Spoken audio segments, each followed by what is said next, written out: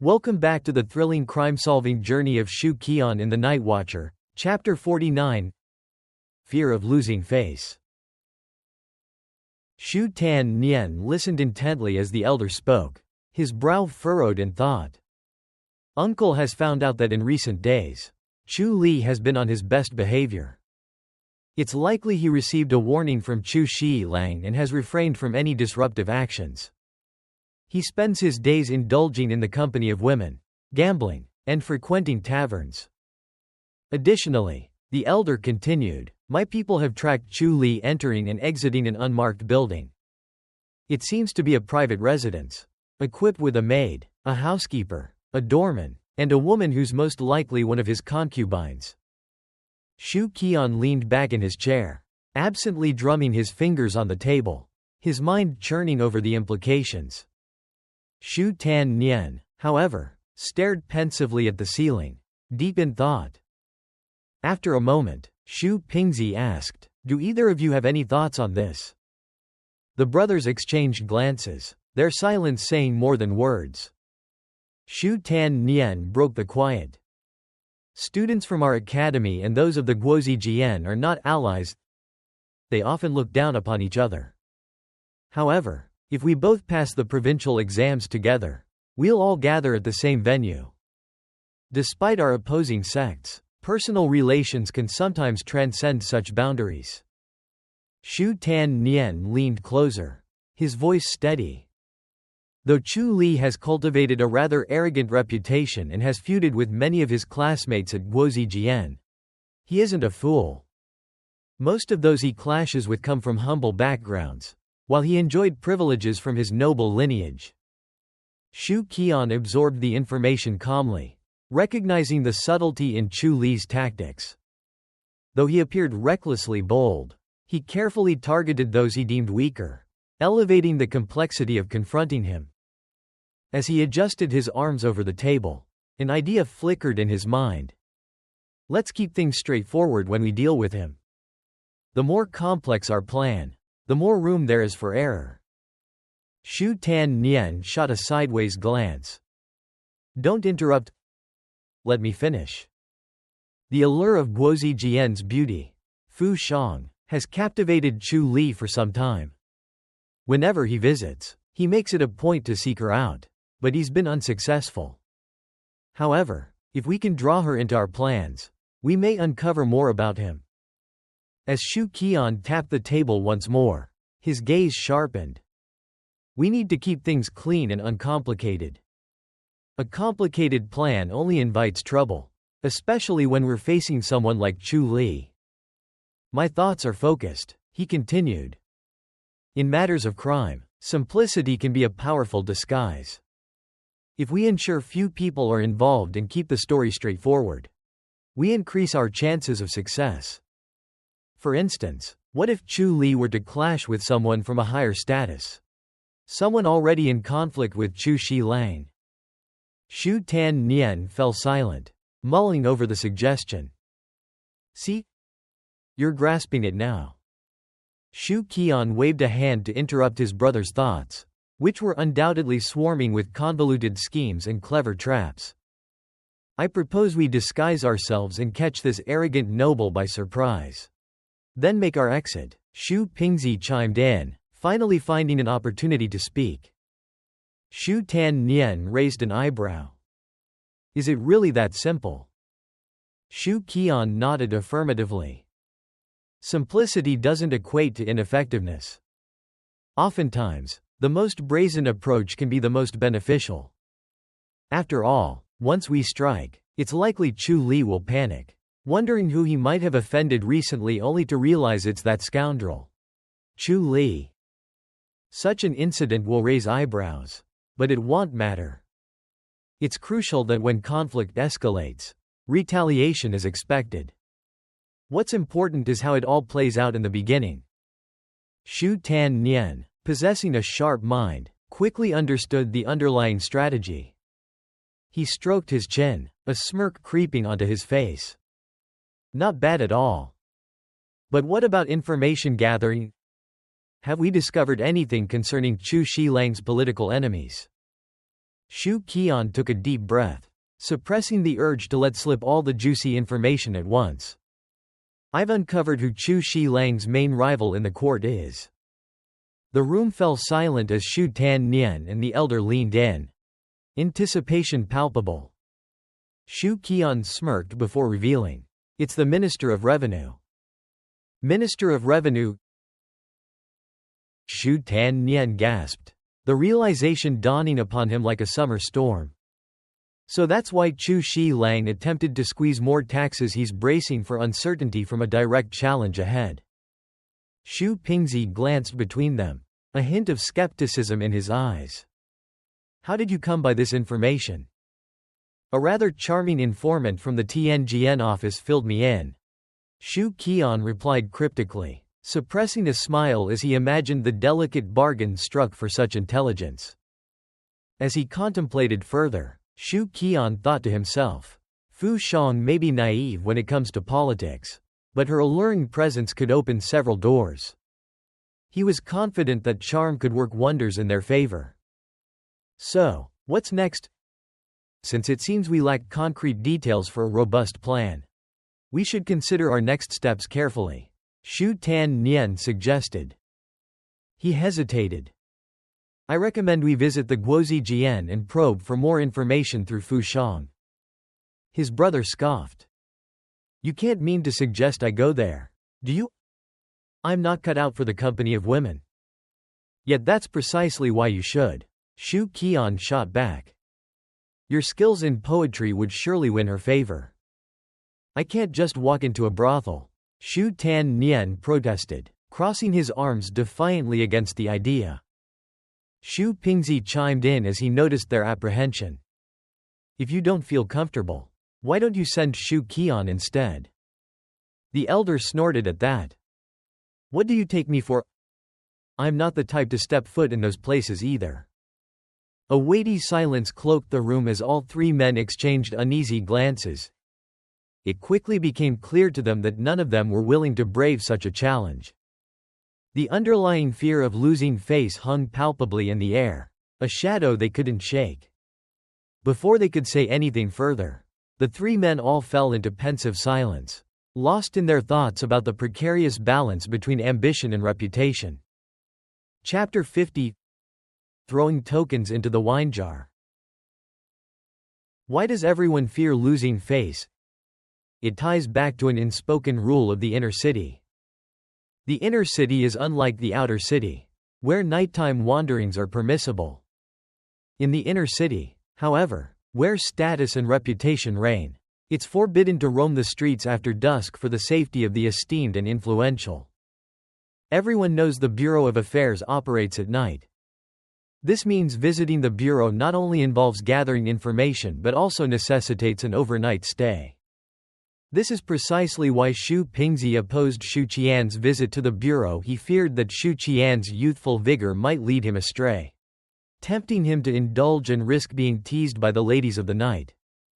After all, anyone who enters a place like that must be there for the cause of pleasure. The three men seated here had their own standards: reputation and virtue for Xu Kugu, wisdom for Xu Pingzi, and concern for loved ones. Deep down, all three knew that no matter the circumstance, seeking companionship meant seeking companionship, a fact that couldn't be changed.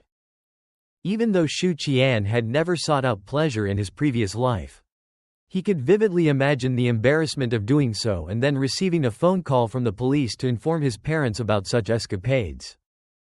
I truly don't want to live like that. Xu Qi'an maintained a dignified posture, his expression serious and upright.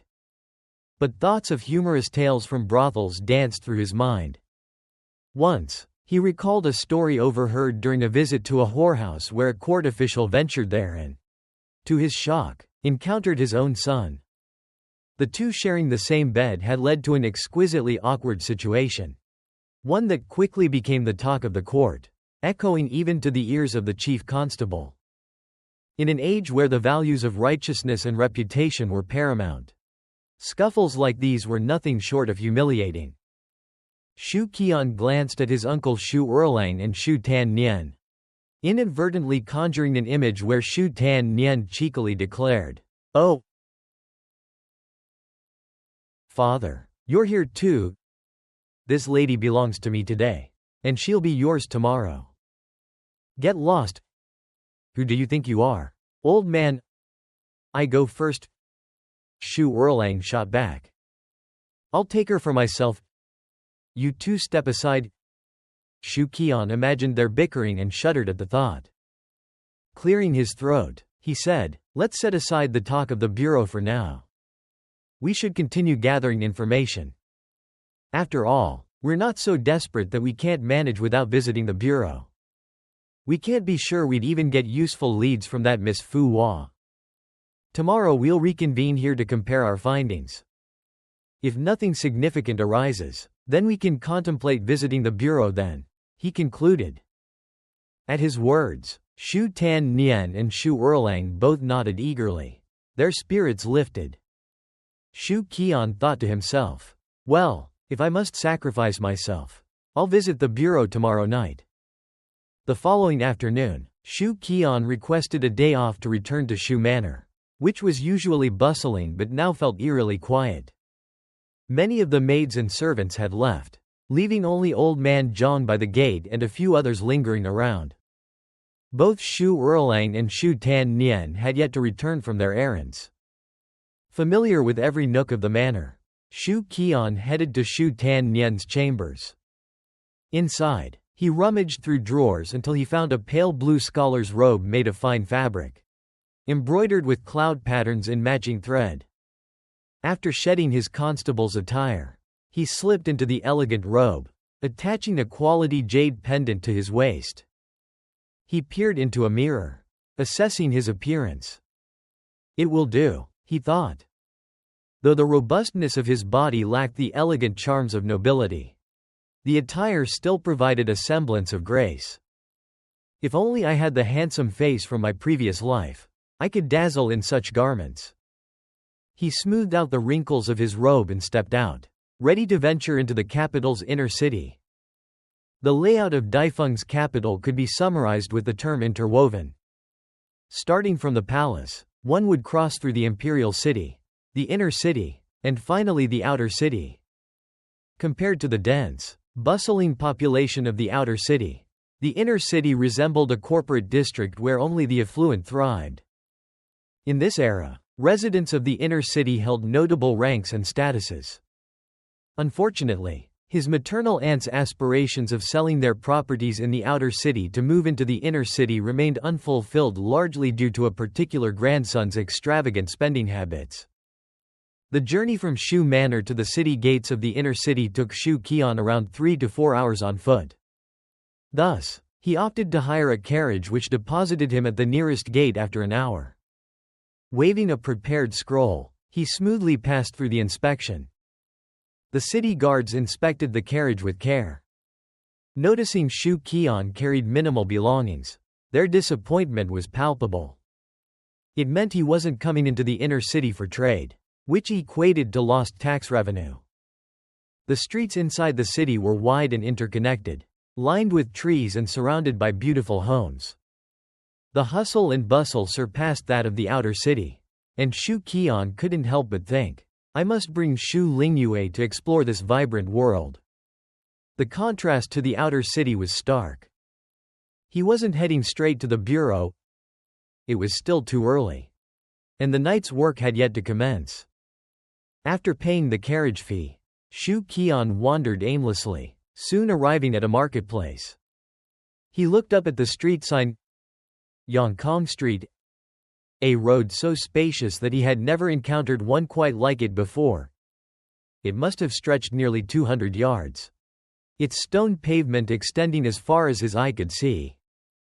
On either side of the street stood shops and homes tightly packed together, wide enough for 10 carriages to travel side by side without congestion. Is this a street or a massive plaza? As he stood before the sign, Xu Qi'an's heart swelled with awe. Yongkong Street is one of the grand thoroughfares of the capital, he recalled Xu Erlang mentioning. I had no idea it was this vast. Such width served a purpose. It allowed the emperor or royal descendants to pass unhindered, defended by guards who would clear the way. The expanse would render most ranged weapons and firearms ineffective, and any would-be assassins lurking in nearby houses would find the distance a detriment to their ambitions. Wandering through Yongkong Street like a wild horse freed from reins, Xu Qi'an kept his spending in check due to his limited funds. Suddenly, a lavish carriage caught his eye, its gleaming titanium alloy blinding in the sunlight. Pulled by 4 powerful steeds, the carriage boasted a silver canopy trimmed with gold, its windows draped in golden silk, and a dust shield adorned in shimmering white jade. The wheels, reinforced by golden nails, were even wrapped in gems. If I saved my whole life, I couldn't even afford a wheel from that carriage. The thought left him feeling dismal, reminiscent of the frantic chaos of his former life where he worked endlessly for minimal reward. Though this vehicle was stationed along the road, a row of armored guards stood vigil beside it. Interestingly, several soldiers were busy playing a game of tossing tokens into a wine jar. The vendor was a scruffy old Taoist dressed in tattered robes, his hair unkempt and held back with a wooden chopstick. His stall was cluttered with coins, ingots, scriptures, beads, and an array of trinkets. The presence of gold and silver on display without theft signaled that this old man was no simple merchant. Xu Qi'an stopped to observe. He quickly grasped the rules. Contestants stood 30 paces away from the wine jar, blindfolded, and threw 3 arrows. Successfully landing even 1 arrow would earn them items from the 3rd prize tier, some precious stones and riches. But if all 3 arrows found their mark in the jar, the prize was a chance to choose from the 1st tier 2 items: a string of jade beads or a gemstone. Not again. This is frustrating, one soldier exclaimed. Step aside. It's my turn now, shouted another. With turns rotating through the ranks, every attempt ended in failure. The pile of coins before the old Taoist grew ever higher. After watching 15 guards fail one after another, Xu Qi'an noticed the curtain of the opulent carriage stir, and a guard stepped forward to listen intently before returning to his comrades with a report. A moment later, the carriage's owner summoned the guards, signaling their departure. Seizing an opportunity, Xu Qi'an approached the old Taoist. How much for 1 round? The old man looked up, sizing him up before offering 3 arrows. 1 coin. Xu Qi'an received the arrows and smiled, his confidence soaring. Victory felt assured.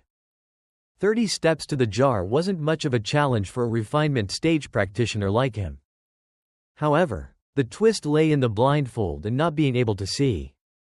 This was no ordinary task. Aim was crucial, and losing sight rendered a fighter's instincts diminished. Whether he succeeded or failed would come down to luck. Scrunching his face in concentration, Xu Qi'an clutched the arrows tightly. He couldn't help but wonder. After so many days of hardships, it was about time for a stroke of good fortune. Wouldn't you say? If I hit the target, both the ingots and the gold would be mine. Ah, the life of one blessed by fortune is as simple yet dreary as this. Xu Qi'an walked 30 paces, turned his back to the jar, and blindfolded himself, launching the arrows behind him with conviction. Thud, thud, thud. The 3 arrows flew, nearly all landing in the jar at once. Gasps filled the air, applause erupted, and even the departing carriage paused in intrigue. A soft voice drifted from within. Stop the carriage. Chapter 51. The Tea Gathering. The sound of an arrow clattering into a pod drew Xu Qi'an's attention, a smirk spreading across his lips as he ripped away the black cloth that covered the stall. His eyes gleamed at the sight of gold ingots and silver bullion stacked neatly on the counter. Ha! Old Taoist, all of this is mine, he joked, flaunting his newfound fortune. The Taoist glanced at him, unfazed, and began packing the gold and silver into a leather satchel. Young master, You can choose one of these, he said, nodding towards a string of Bodhi beads and a small jade mirror. A sly smile playing on his face. Xu Qi'an promptly shook his head. Old Taoist, I have no interest in those. I want silver. The Taoist shrugged, his tone matter of fact. Rules are rules. You don't understand the worth of these treasures. They are rare, while gold and silver are merely mundane. Don't let shiny metal blind you. No, I only want those plain treasures, Xu Qi'an insisted. What do you mean by treasures? Xu Qi'an probed further. The Taoist replied, a hint of mischief dancing in his eyes. I don't know what they do, but they await the hand of the fated one. Xu Qi'an felt a spark of suspicion. Was this old man pulling his leg? But the mystery surrounding his own fate held him in hesitation. Treasure or not, silver was far more practical. Just then, a guard approached. Young master, my master requests your assistance with something. Xu Qi'an turned to see a lavish carriage parked nearby. What does your master want? The Bodhi beads, the guard said, eyeing the stall before meeting Xu Qi'an's gaze. My master is willing to pay 62 golden taels for them. A flicker of luck surged within Xu Qi'an. He couldn't help but smile brightly. You're asking? Then consider it done. The guard produced a silver coin and exchanged it for 3 arrows. My master said you can throw a few more times, and we'll pay you for each successful shot. If you fail, it's no trouble. With that, Xu Qi'an blindfolded himself and casually tossed the arrows. Clang! Clang! Clang! Each arrow struck true, landing in the wine pot with a perfect thud. Bystanders gasped in admiration, and the guard looked at him with renewed respect. If landing one shot was luck, hitting 3 in a row meant Xu Qi'an was no ordinary young scholar. This seemingly average young man had skills beyond reckoning. 62 golden taels were now in his grasp. Xu Qi'an couldn't hide his delight.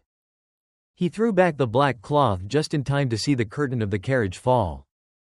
He wondered who might occupy such a grand conveyance. Not wanting to pry further, he turned to the guard, cupping his hands in gratitude. Fortune smiled upon me today. The guard returned the gesture with a respectful nod before heading back to the carriage, carrying a bulging pouch.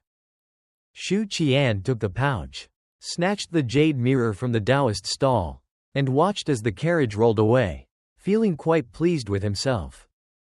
He tucked the jade mirror into his robe, excitement bubbling as he felt the weight of the money at his side.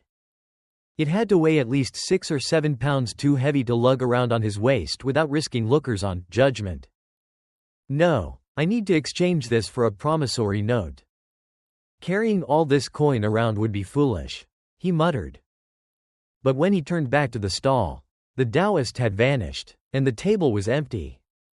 Xu Qi'an stood there, momentarily stunned. He hurried to the nearest bank, trading in his gold for 4 promissory notes of 100 taels each. 1 for 50, and 3 notes worth 10 each. Gold wasn't part of the standard currency system, so he had to convert it into silver equivalent before receiving the notes. The exchange rate was 8 to 1.